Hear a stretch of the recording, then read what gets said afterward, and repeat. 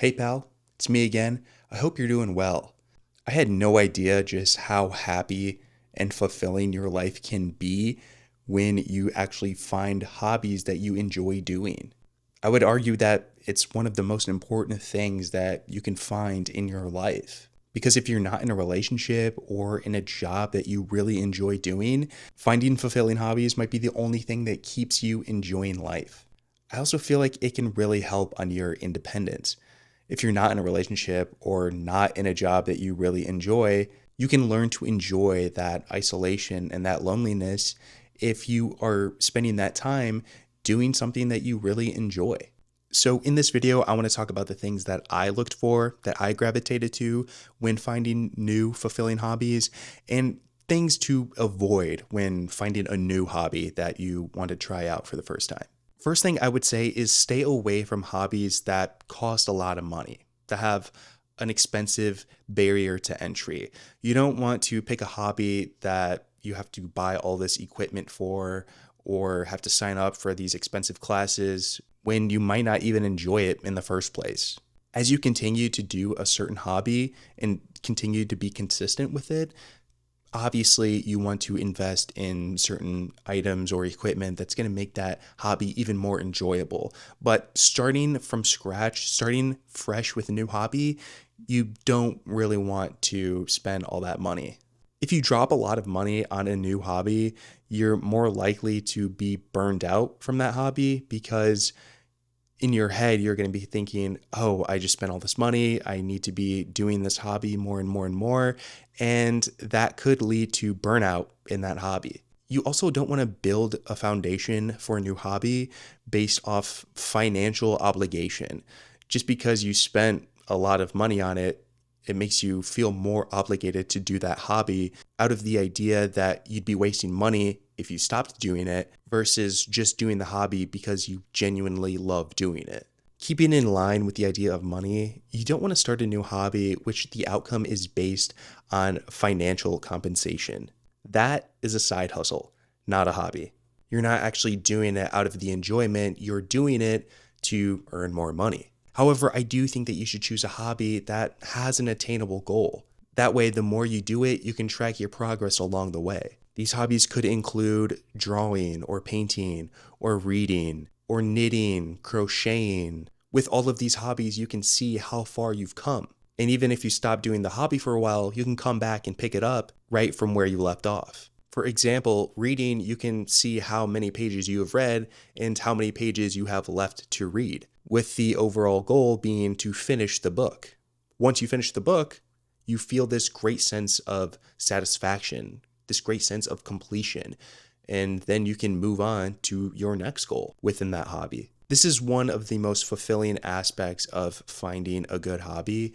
For me personally, I love to read regular books and comic books, and it's great for me to see just how many books that I have read or how much further that I have left to read within a certain story. If you're really struggling with finding a hobby to do in general, I would maybe start with something that you used to do a long time ago, maybe when you were a kid. Maybe that is drawing, maybe that is photography, maybe that is Dungeons and Dragons. I would try to get back into something that connects you to your childhood. For me, that was comic books. I collected comic books as a kid. I stopped collecting probably close to middle school. I still had a passion for the characters and comic book movies and stuff like that, but it wasn't until a few years ago where I made the decision to be like, hey, let me start collecting comic books again. And it's been such a fulfilling hobby since. It connects me to that time in my childhood while also still providing, satisfying reading. I would also recommend trying to find a hobby that does not involve a screen. We already spend so much time in front of screens anyways, whether that's your phone or your computer or your television. We're just always in front of it, and that's really nobody's fault. It's just kind of the world we live in. But I think it's so important to try to stimulate your brain in a way that doesn't involve a screen. Again, for me, that's comic books. I only collect physical copies of all of my comics and all of my books. I don't do any digital reading, which I would recommend to you as well. If reading is something that you're trying to get into, I wouldn't recommend reading books or stories on your Kindle or iPad.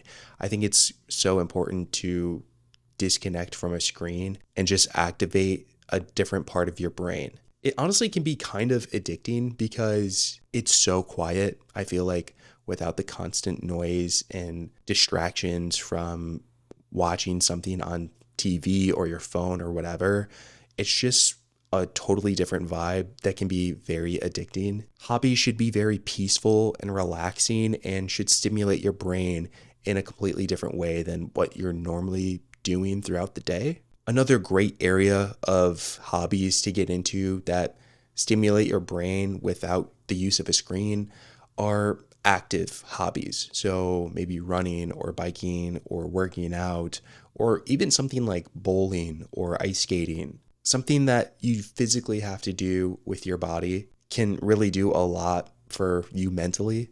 And the older we get, the more important it is for us to stay mobile. So if you're really looking for some new hobbies, I would recommend that you find something that stimulates you creatively or physically. And if you're still stuck and can't find a hobby, the last thing I would recommend to you is to just try everything. Just do anything that you may or may not even be interested in, because you never know what will surprise you. Try learning a new language or a new instrument, or take a pottery class, or go to an improv class. Stop by your local gym or your local bookstore. Just keep trying things that you've never done before until you find something that you genuinely enjoy doing. And if you're trying something new, don't expect to be good at it right away. As long as you can find temporary joy and happiness while doing it in the moment, that's all that matters. And the more consistent that you are, the more you do it, the better you'll be over time. And that can truly be a fulfilling experience.